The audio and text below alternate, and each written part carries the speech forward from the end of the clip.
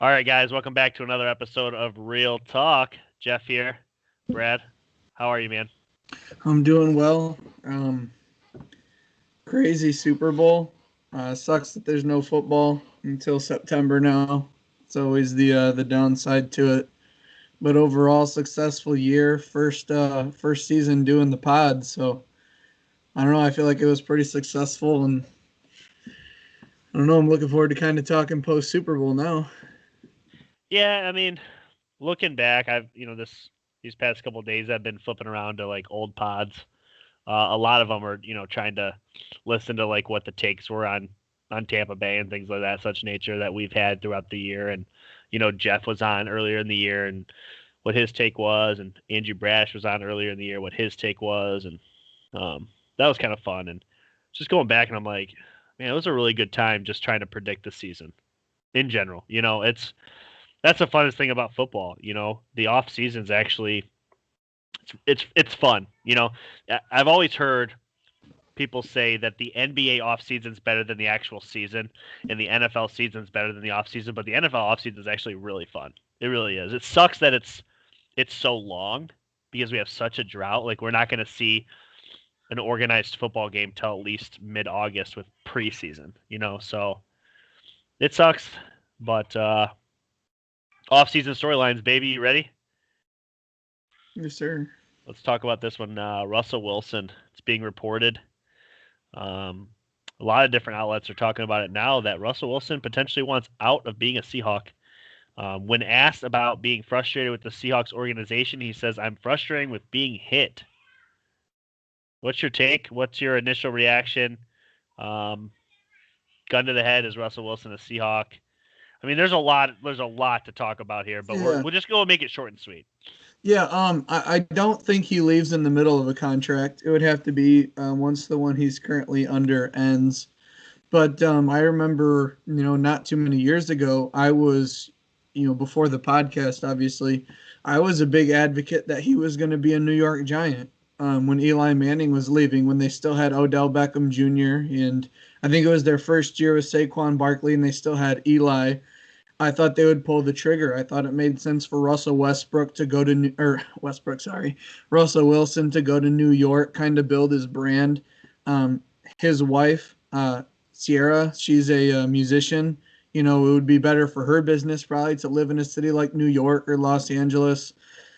So when you look at like maybe the Giants and the Jets, I think it would be fun potentially to imagine maybe a scene where Deshaun Watson and Russell Wilson are the two quarterbacks in New York.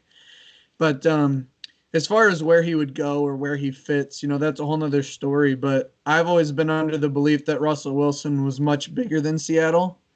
And now that, the team's starting to fall apart around him, the new thing in sports is if it's not what I want, I'll go get what I want somewhere else. That's just how it works.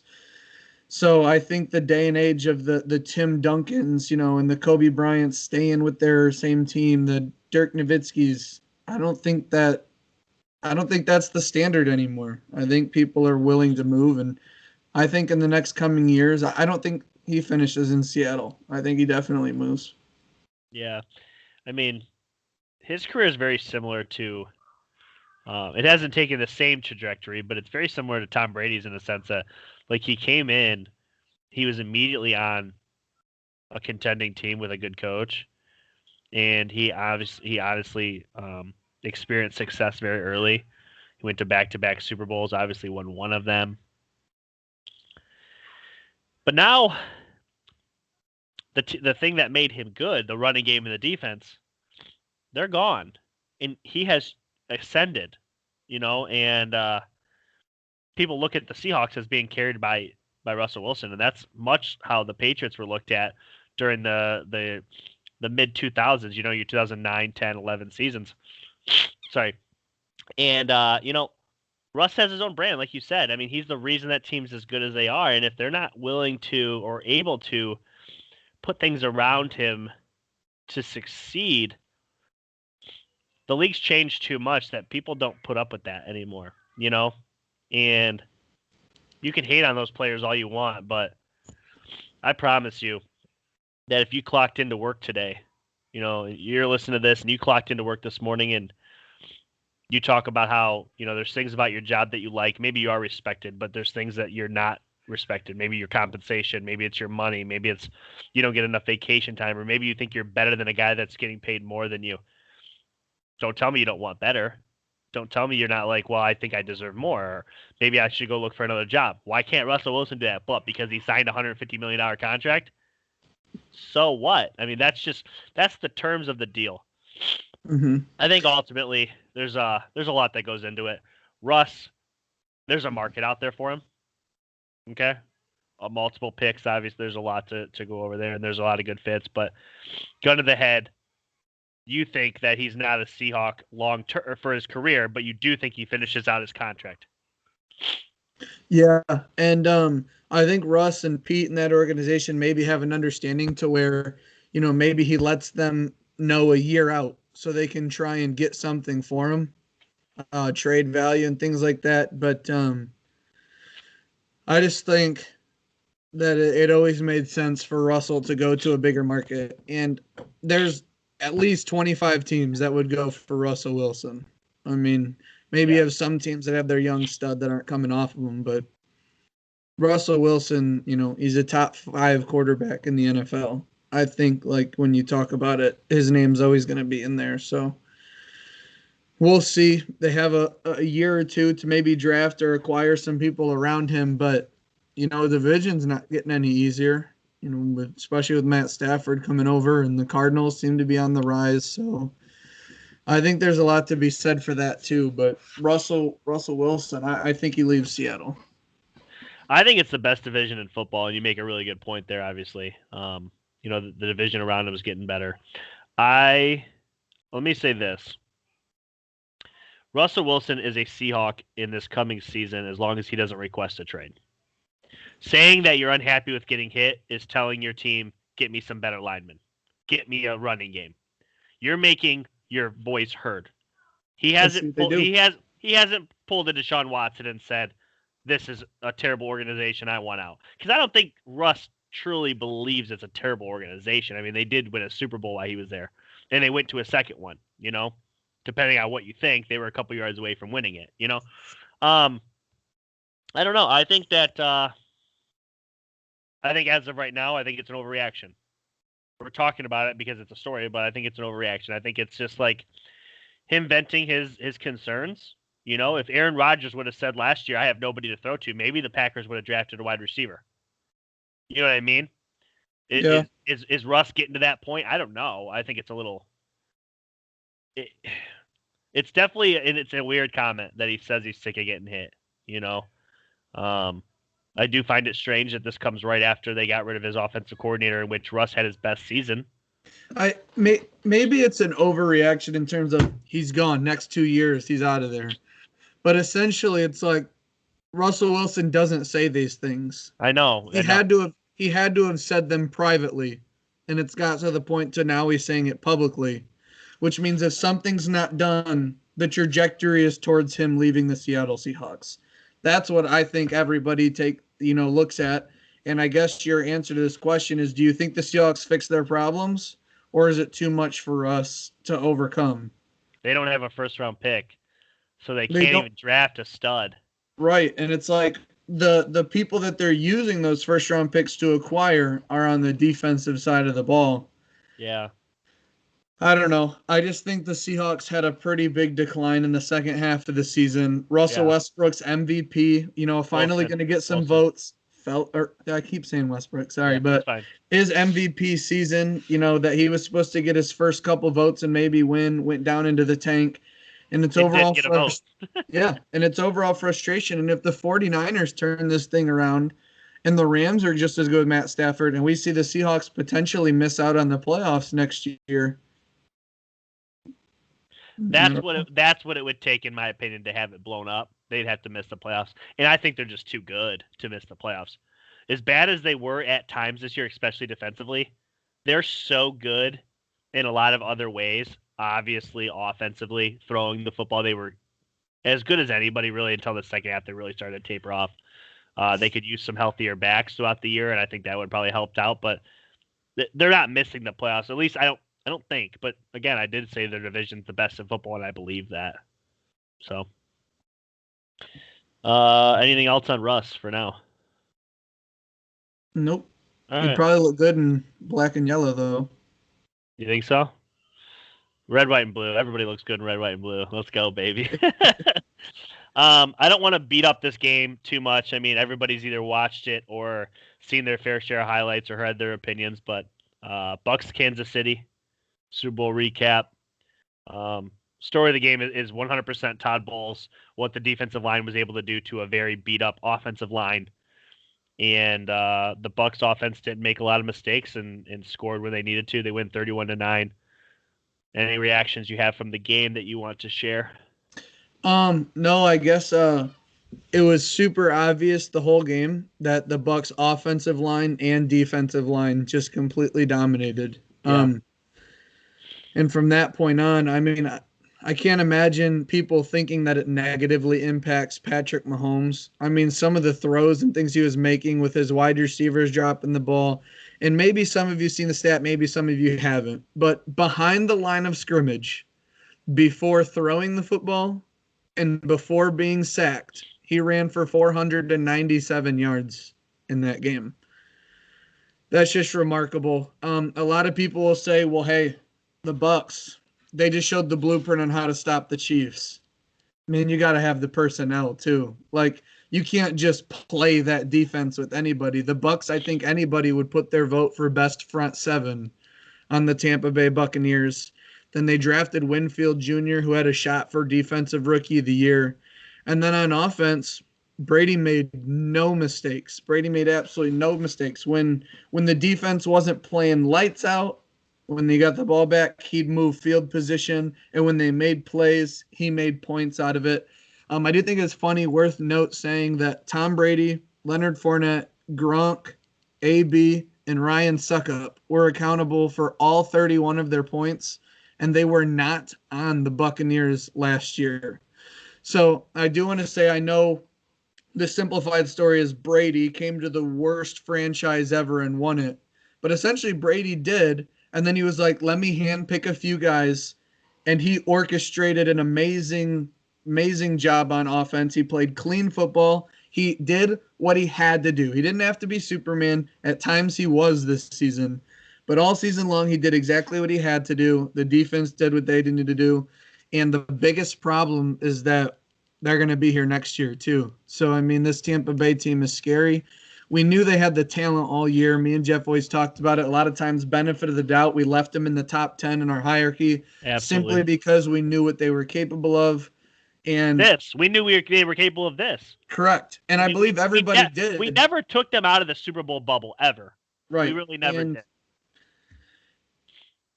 And I still think that if they would have won 31-24, 31-21, like we would have been like, it was a good game, but they lost the turnover battle. But to not let the Chiefs score one touchdown, I feel like there was a lot of people like me who after halftime, they're like, you know what? Let's see what happens in the second half. The Chiefs came out and punted, and the Buccaneers just marched right down the field. And you're just kind of sitting in your chair or couch, looking around at people in your room and just like, it's over. Like the Super Bowl is over. To be able to eliminate the Chiefs mid-third quarter, it was an absolute performance I don't think anyone saw coming. And quite honestly, it was amazing to watch. I feel like the only people who didn't enjoy the Super Bowl just truly to their core can't stand Tom Brady. But for him to win his seventh, for the team to win, it's worth mentioning that, Bruce Arians, in terms of pioneer coaching, he has 2 women and a mix of both white and a lot of African-American coaches. So in terms of that endeavor that the league's trying to promote, it was really cool to see. And I don't know, after the game was over and you're just watching the teams kind of celebrate and Brady with his family and Gronk being Gronk and Mike Evans and all that, there was a lot of people I supported on the Bucks, and it was just kind of cool. If the Steelers weren't going to win it, why not Tampa? So I enjoyed the Super Bowl, and that's about all I have from the game. Yeah, I mean, something you alluded to, a lot of a lot of the pieces, everybody that scored in the game wasn't a Buck last year. The Bucks had a very good football team last year. They were hampered by turnovers. Winston. I don't want to say poor QB play because I think he threw for a 30 lot for of 30. 30 and 30, but he threw for a ton of yards too. So I don't want to say like poor QB, but they turned the ball over way too much. Way too much. Like as we alluded to in the preseason, I mean, Winston had 35 alone. Not mention anybody else, and that's not successful. You can't win in this league doing that. Even if you're as good as you are, Tampa Bay was as taking the ball away. But one of the biggest things that happened for this team is bringing in Gronk, and even that he wasn't the all-pro level caliber player we've known him to be in the past. When you come into an organization that's on the rise, they're not there, but they're on the rise. Like everybody knew Tampa could be something. There's a reason Tom Brady picked them. Okay. And you get a new leader. Not everybody just wants to start following that leader. It's like you working for a job. I've used this analogy earlier. I'll use it again. You're working for a job, and your manager that you thought was a great guy, he had his issues. Everybody knew he had his issues, but he was a good guy. Everybody loved him. The fans loved him. The customers love him, whoever. And then he gets fired. And they bring in another guy who has a ton of success. He has a great track record. But, I mean, he ain't you. He's not part of this organization. He's had success, but that was a different place. You're coming here now. Can you still have the success? Can you still gain that leadership? And I think the one thing that Tom probably realized, if I could get one guy, just one, to come in here and tell everybody that what I am saying makes sense, it would be a win. And who else? Obviously Julian Edelman wasn't available. They got the guy that was retired, And I think that's probably Gronk's biggest quality is if anything that Tom says, Gronk's like, dude, it works, And obviously AB comes in a little bit later. And Leonard Fournette, when that first signed, we both said that was a great signing, but he hadn't really produced throughout the year. But this postseason, when asked, he got over 5 yards a clip. And what more can you ask for, right? Yeah, a lot of people talk about the receiving of Gronk as well, but all year he was a sixth offensive lineman. I mean, to be able to have Tristan Wirfs, a rookie, come in at right tackle and just throw Gronk next to him on certain plays. Yeah, it just what he brought to the table Monday through Friday is what you're alluding to. Shouldn't be underestimated as well. And a guy who kind of knows how to lighten the mood around Brady. He knows the little ins and outs to poke at him and lighten him up too. So I think Gronk was a great, median, I guess you could say, for the whole organization. It was fun to watch. The one thing I remember in the offseason, obviously, Colin guy, you're a Colin guy. Colin Cowherd said when Gronk was signed to the Bucks, he goes, I need him to do one thing for $10 million to be worth it. He goes, I need him to make a big playoff catch. One big playoff catch. And he hadn't done it in the Washington game. He hadn't done it in the Saints game. He hadn't done it in the Green Bay game. And I'm not trying to say he exploded, but 6 for 67 and 2 touchdowns was more than anybody was probably considering Gronk to have. He was honestly, he was the best tight end in the field, and that's saying something because Kelce was on the other side. Just his blocking in this game, his clutch catches. Yeah, I mean, defensive output for sure. Tom Brady adds to his already incredible resume. But that wraps up the 2021 season, man, or 2020 season. And also, as much as we're talking about the Bucks and they're coming back next year, this in no means ends the Kansas City Chiefs. They are still a massive problem, and I don't want people to think. I honestly think I saw this as an interesting take that it's kind of humbling for Patrick Mahomes. He's really had no forks and no roadblocks. We've said that in the past, since he's started. And even the big games he lost, the AFC Championship game to the Patriots, he had a lead with under 2 minutes left in the game and then just never got the ball back. There was nothing he could do, and he's put up 31 points that game. So Patrick Mahomes, this is the first time, but watching some of those incompletions, the things he was able to do, it was absolutely incredible. But let's not just think that the Chiefs are gone from this. They've made it to an AFC Championship game and then two straight Super Bowls, three straight AFC Championship games. Chiefs are still a massive problem for everyone not named the Chiefs. Great. I mean, perfect way to segue into this next one. I want to talk a little bit of 2021 season, our way too early predictions for the AFC and NFC championship games. For me, alluding to what you just said, the Chiefs got one more season before Patrick Mahomes' cap starts to expand. And at that point, changes need to potentially be made. But as of right now, not yet. Chiefs will be back in the AFC championship game next year. As far as who's with them, there's a lot of things to be determined, but we're talking way too early. There's a reason we're calling this the way too early. I'm going Tennessee. I think what Tennessee is able to, the problems Tennessee has are very fixable, and I think that can potentially get them there in the AFC. Who is your AFC way too early for next year? I think a rematch. If I have to be unbiased, obviously I want the Steelers to be there. Yeah. I think their problems are fixable, but keeping to it, the Bills are another team that I kind of had spot on last year. I might have had their wins and losses a little bit whack, but I thought they would go 13-3, and they did. And I was high on Josh Allen, and he was way better than even I thought he was going to be. And I don't see the Bills going away. I think they're built to last in this league. And if Josh Allen can play, what he's been doing, I don't see any reason to pick against the Bills. Yeah, that's a great pick. I mean, I was between the Bills and the Titans. And if you guys are listening, Titans, Colts, if they can get Carson Wentz, I believe are a problem. We don't know where to. That's why it's way too early, because the Colts have a huge problem, but it's extremely fixable with the right guy.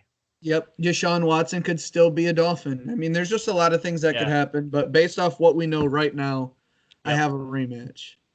What about the NFC? For me, and again, based off what we know right now, it's Tampa, and a lot of it has to do with the fact of they're losing a lot of pieces, but they have a lot of cap, and Mike Evans has already said, call me with restructures because I want this team back. There's guys that are be willing to change some things up. Gronk's not going to probably demand $10 million again.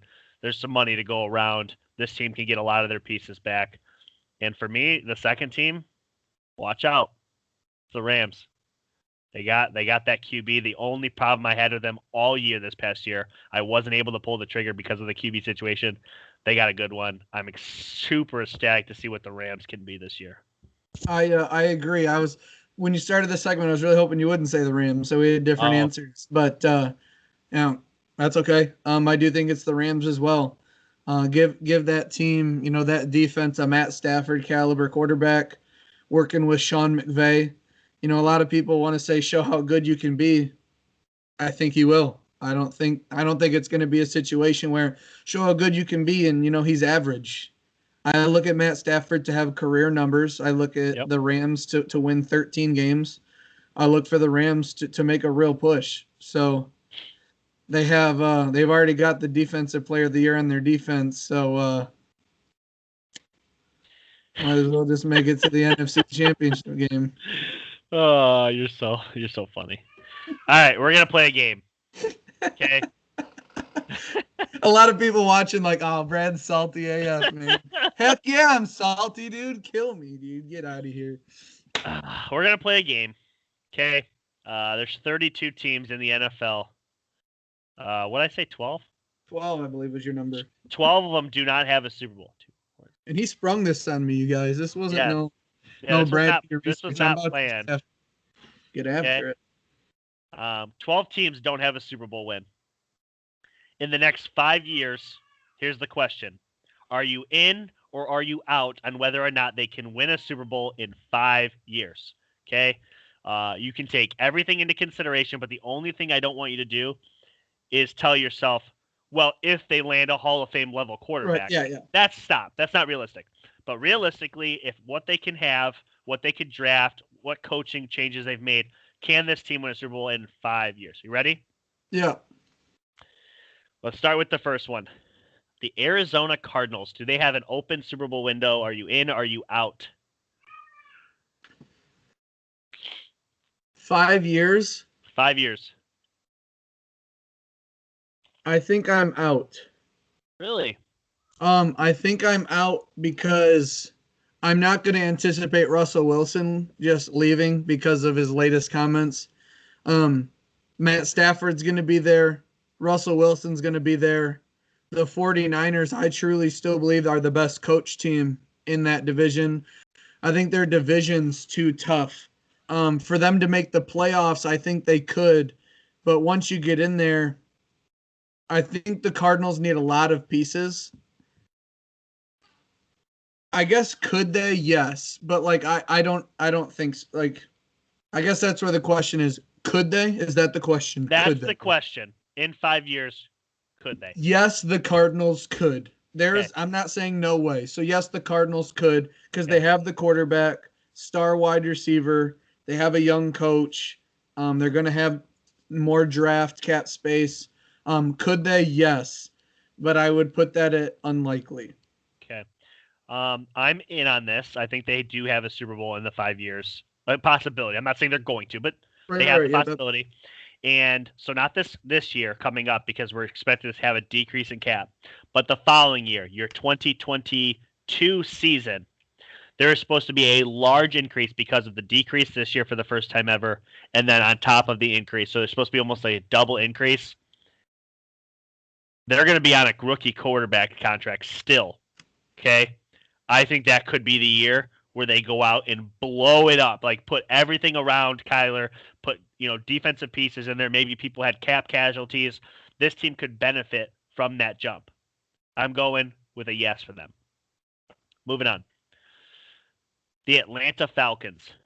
Are you in or are you out in a Super Bowl in 5 years? I'm out. I don't think Matt Ryan can get it done. And by the time they find a new quarterback, they got to fix the defense still. And they've got to go through Tampa in their own division for at least the next couple years. The Panthers are on the rise. The Saints are still well coached. I believe, they'll figure something out. I say no for the Falcons. I don't think there's a chance that they win a Super Bowl in the next 5 years. This one's extremely borderline for me. But I'm going to say in for the simple fact of Drew Brees will be retired, Tom Brady will be retired, and I don't even know who the Panthers quarterback is, but I'm not basing it off of that. In 4 years, Matt Ryan could be the most veteran quarterback there. Unfortunately, they probably won't have Julio Jones. It's possible. I'll leave it at possible. It is so borderline, though. It is. I'm not even arguing that you said no because I could see that, but there's a lot benefiting around them, but there's a lot of problems too. They could very easily just be an 8-8 team for the next 5 years. Mm-hmm. But they could also maybe take one jump if Matt Ryan's not willing to take $40 million on his next contract extension and things of that such nature. Buffalo Bills. Yes, absolutely. I thought they could do it this year. They're not declining. I don't know who all the 12 teams are, but I think this might be the easiest. Yes, just off the top of my head. I don't even think there's not even much explaining to do here. Buffalo Bills. Yep. They had the 4 falls and they've never won one. Right. That's heartache. Yeah. So I'm 100% agreeing. I made a comment. It's probably been over a month ago that I thought in 5 years Josh Allen could be the best quarterback in the league. I stand by that. There's definitely a possibility. If that's the case, Buffalo definitely has every year for the next 5 years a chance to win the Super Bowl. Carolina Panthers. Yes. And I only say that because I think they have, you talked about the Tom Brady, Drew Brees being gone, the quarterback situation. I think even if it's Teddy or if they view a guy better than Teddy, I think it'll be better than what the Falcons have in terms of a full team. I like what Matt Rule's done with drafting on the defense. He's got a few more drafts. They've got Christian McCaffrey. I like what the Panthers are doing. And after a 1-year turnaround with Matt Rule, I'm very excited to see what he can do with 2, 3, 4, 5 years. And I think we start seeing the Panthers back in the playoffs sooner than later. And once you're in the playoffs, anything can happen. You know me with the Panthers this year. I've been on them, but I actually disagree. I think this is a no for me. I think they're just too young.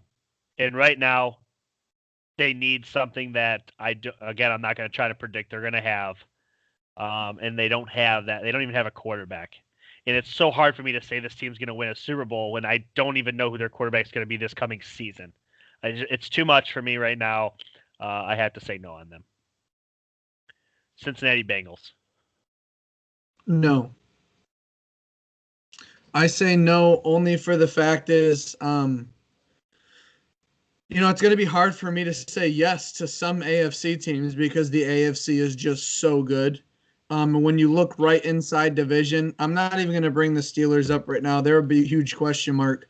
But between the Ravens and Browns, they've been beating up on the Bengals pretty good, the last few years. I really like what they're doing with Joe Burrow. And the more pieces, get them an offensive line, maybe the Bengals can start to do a little more. But the Bengals in the next 5 years are not going to be the 1 seed. And that means they're going to have multiple playoff games against the Titans, the Bills, the Chiefs, the Browns, the Ravens, Dolphins, maybe Colts, teams that I'm missing maybe. But I don't think they have a chance to make the playoffs and then win 3 straight games against them and then beat the best NFC team theoretically. I don't think the Bengals in the next 5 years are going to do it. I agree with you. This team, for me, Cincinnati, it's not going to be because of Burrow. Cincinnati, first off, is not a desirable place to go. So even when they have a ton of cap room, it's going to be really hard for them to really land a bunch of guys. In my opinion, this is going to have to be a organization that builds completely from the ground up, kind of like the Packers were for a long time, where they almost never signed free agents. They just paid the guys they drafted and kept it moving.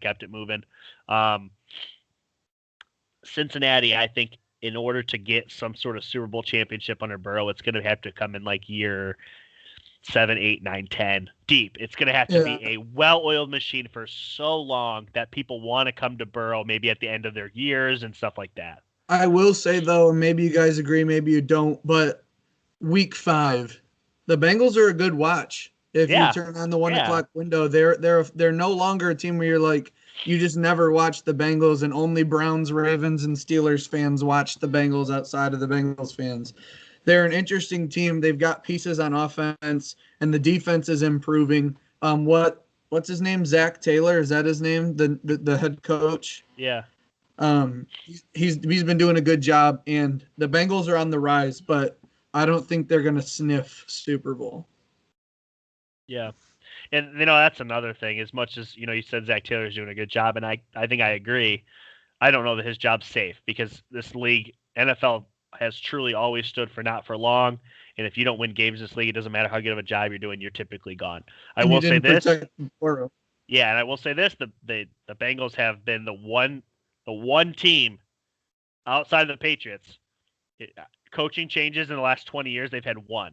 And it was just recently. So they do kind of stay loyal to their guy, but at the same time, it's like, wasn't it just Marvin Lewis? Well, I was just saying the Steelers. They've had Bill Cowher and then Mike Tomlin. One. Yes. You guys was just the other one. For sure. You guys, for sure. So I will say that the Bengals have known to give their coaches full time, but at the same token, who knows? Yeah, I get that. The Browns. Yes. Kevin Stefanski won Coach of the Year. Baker Mayfield seemed to button it up.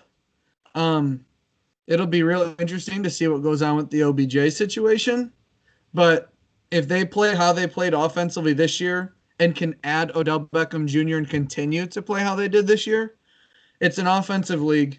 And with that offense, you can do anything. And if their offense is ready, that means they can really go in and focus their draft on defense. They already get Grant Delpit back, who unfortunately missed. They get Greedy Williams back at corner. That's helpful. They just need to get a few holes patched up on defense, and nobody wants to play the Browns, especially with the way Baker played that second half of the season. They've got their quarterback. They've got an elite pass rusher. They've got a good offense. And, they were 11-5 win team this year. There's no reason to say in the next 5 they couldn't be in a Super Bowl. Completely agree. The only way I would say that I would swap it to a no is if they try to pull some stuff where they make Baker the highest paid QB in the league. As long as they don't try and do something crazy like that and they keep him within a reasonable contract, I think this is a top 5 AFC team every year. Because if they're not winning their division, they're going to be right there in that wild card discussion. They're that good. So I agree with you. Lions. No. 100% agree. I don't even want to get into it. Yeah, if you're a Lions fan watching, maybe you wanted me to, or maybe really you're glad I'm not. But yeah. You guys just hired a coach that I'm not even sure is going to make it through this contract. You don't know who your quarterback's going to be next year. We can't possibly try and predict a Super Bowl out of this team. Houston Texans. No, and honestly, maybe we're not supposed to do this. Deshaun Watson's not a Texan. They are in their complete rebuild is in a complete rebuild. I think their situation is so bad. I could honestly see the Houston Texans not being a franchise. I mean, I could see it moving to a different city. I seriously potentially think that's an option. Yeah. It's funny they're back to back. I may have seemed to dismiss the Lions like it was nothing. I think the Lions will win a Super Bowl before the Texans. Right now, if you ask me, I would put money on the Lions before the Texans. Yeah, I mean, it's pretty bad. It's pretty bad. I agree. You nailed it. Jacksonville Jaguars.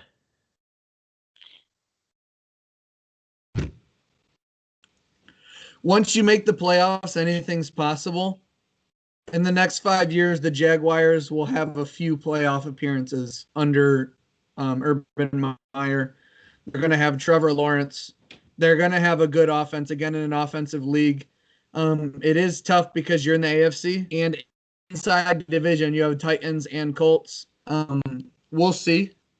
We'll see. There's a possibility that it goes in the tank. It's a failed experiment. Urban Meyer doesn't pan out. But if you can, I'm answering this question since it's could they win a Super Bowl in the next 5 years? That means they'd have to make the playoffs, and I believe the Jaguars will. But it would be a miracle run to run through the AFC, which is a gauntlet right now, as the Jacksonville Jaguars after watching them win only one game. But I do have a lot of confidence in the coaching staff that they just brought in, the quarterback they'll bring in to be able to turn this franchise around. And I think it'll be a fun team to watch and a huge talking point. And everybody, even if it's not on the big screen, they'll have that little side screen, what's going on with the Jaguars. 100% agree. Joe Burrow, Kyler Murray, Justin Herbert, Patrick Mahomes, Josh Allen, Baker Lamar. I'm forgetting, guys. All these guys have been drafted in the last couple of years, and they're working. Trevor's going to work too. I just know it. I don't even have to think about it anymore. Is he going to be – I don't want to say Tom Brady because that's so stupid. Is he going to be what he was at college? Like those kind of numbers? Yeah, is he going to throw for 300 a game? I don't know. But if he could even be Andrew Luck, the Jacksonville Jaguars can be good with Urban Meyer. They have a window. It's open. Yes. 5 years. Yes, they can. Yes. Chargers. LA Chargers. Yes. I like their quarterback. Love their roster. We'll see what the new coach can do. I'm really praying that Derwin James can be healthy because, man, is he fun to watch. He came in his rookie year, blew up the league, and then blew up his knee. He's missed 2 full seasons. But, where the Chargers have failed to be good is in the middle of the field on defense. And that wasn't a problem when they had Derwin James. That was a season they went 12-4, made it to the postseason, and I believe the Titans took them down, if I'm not mistaken. But either way, I really like this Chargers team. I was off this year. My predictions, I thought their defense. But you guys were here at the podcast. I was all in on Justin Herbert. I loved what he did at Oregon. I was a big advocate of what he did at the Senior Bowl. I was so far as to say that the Bengals would and should take Justin Herbert over Joe Burrow.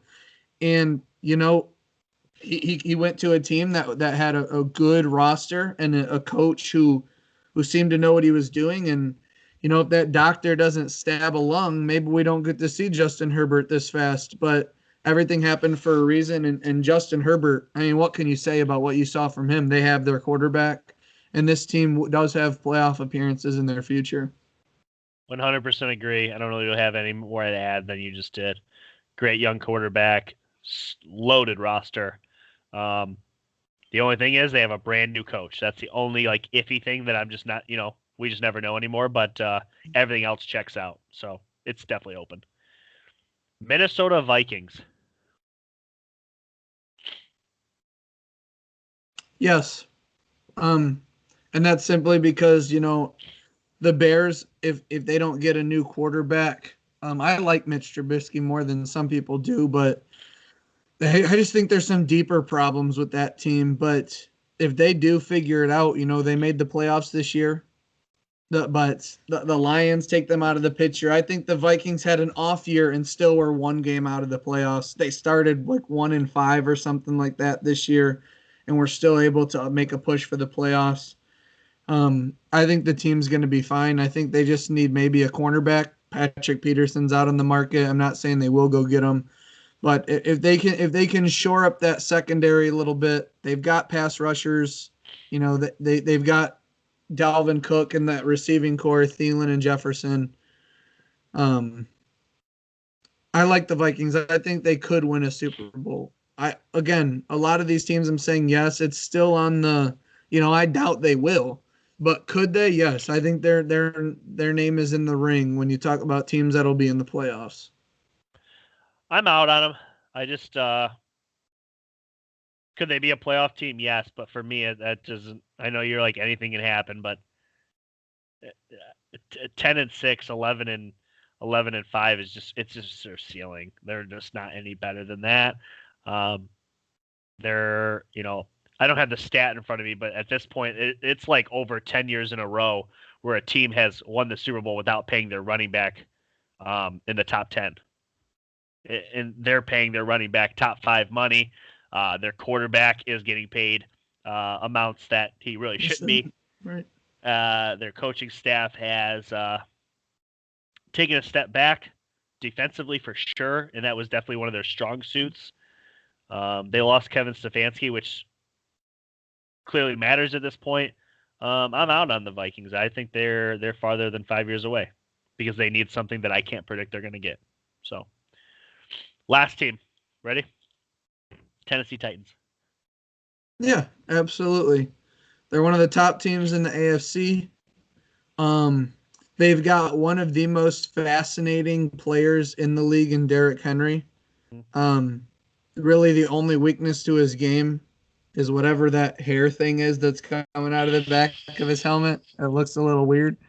But Derrick Henry leads that team. They're the one true team. I'll say them and the Panthers are the only two teams that are led by their running back specifically. That's where if they have a bad game, the team loses. But he's still a monster. A.J. Brown's been fantastic. Corey Davis started to come alive. Mike Vrabel, we talked about how good of a coach he is. He has an advantage a lot of times. He's been fantastic. And that defense improved. They went out and got a corner. They've showed they're not afraid to move in free agency. Tannehill, since leaving Gase, we know what he's been. So the Titans are absolutely a team that I would say every year for the next 5 years, you would be shocked if they missed the playoffs. It's kind of expected that they get there. And then, AFC Championship game, Super Bowl aspirations, which they've been very close the last 2 years. I completely agree. Ryan Tannehill is not overpaid. And even if you think he is, his numbers were as good as Patrick Mahomes over the last 26 games since he's become the starter of the Titans. So regardless of his contract, he's played well. They have the best running back in football. As long as they either tag or re-sign him again, which I would assume they will. Their biggest problem this year was pass rusher. And I'm not saying that pass rushers are a dime a dozen, but that's a pretty fixable problem. If your only issue is you don't have a fast pass rusher, you can usually go get a guy in the draft or pay somebody at free agency. They probably will lose Corey Davis this year, but personally, I think they already had one big receiver, and I think that was a flaw of theirs having two. They need to go get a speedster, and they have one of the best young coaches in the entire league. So yeah, I think it's open. Yeah, when you look at the Titans needing like a outside linebacker slash end for a pass rusher. Yeah, I mean, those guys aren't going to win Defensive Player of the Year, but they can certainly be very good, and they're out there. So yeah. All you need is some pressure, and they weren't really get any. I think they led the league in the least amount of sacks. They were last in the league in sacks essentially. yeah. So, all right, well that's all I got. Yeah, there was at one point, I think TJ Watt had more sacks than the entire Titans team. I think that was being shared around. Yeah. I think when he reached like 15, they only had 14 or something like that. And it was like, that's just incredible. Yeah. Well, dude, the 2020 football season's a wrap. Yeah. I hope you guys had fun listening. While we talk about NFL, and NFL's far from over. You know, we got our, start looking forward now to the draft process coming up here in about a couple months. They do. And then free agency next month. Free agency starts, and yeah. I know everybody seemed to have opinions and tune in when we did division breakdowns and record predictions. So NFL is something that'll survive, through the whole season, and NBA is in full swing right now. We might start picking up on some more podcasts outside of the sports, maybe some WWE. Soccer's in full swing right now. Hockey's in full swing. Baseball, spring training's coming up. So March Madness is coming right up. Yep. Although football's over, the sports world, even with COVID, is very much alive. And, there's going to be topics, and we're excited to talk about them. And hopefully you guys listen, and you guys can message us and, talk on the Facebook page, and we can discuss. Absolutely. And we will be back, if not this week, definitely next week with an NBA pod, a full NBA pod. And we're going to talk some basketball. And obviously we'll keep an eye on Russell Wilson and Deshaun Watson and Carson Wentz and all the quarterbacks. All of them. Nobody's safe. Nobody is safe. Patrick Mahomes, he's about the only one safe. Yeah. If toe surgery goes wrong, they might need to replace him. Yeah, they cut his toe off on accident. All right, guys, it's been real. Thanks. Share the pod. If you like it, give us 5 stars on Apple. Tell your friends about it. Tell them good or bad, regardless. As always, it's been real. Go Patriots. Yep. Go Manchester United. We're moving on. Tom Brady's the GOAT.